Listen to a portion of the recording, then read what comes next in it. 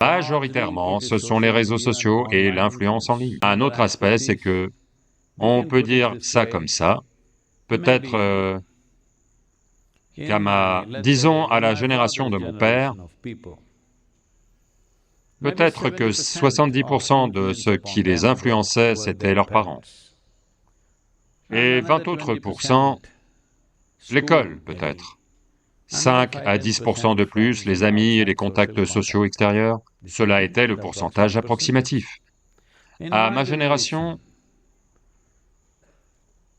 je ne devrais pas parler de moi, mais je parle de ma génération, je n'appartiens à aucune génération, parce que les gens m'invitent à des conférences pour les moins de 25 ans, donc je n'appartiens pas.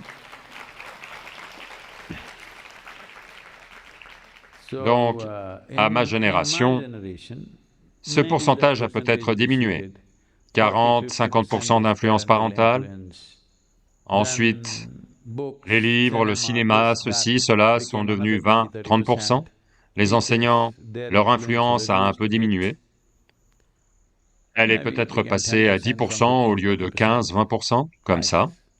À la génération actuelle, l'influence parentale, je veux dire, cela peut varier d'un parent à l'autre, mais ce que je dis, c'est qu'en moyenne, l'influence parentale peut être de 10-15%. L'influence des grands-parents, quasi nulle.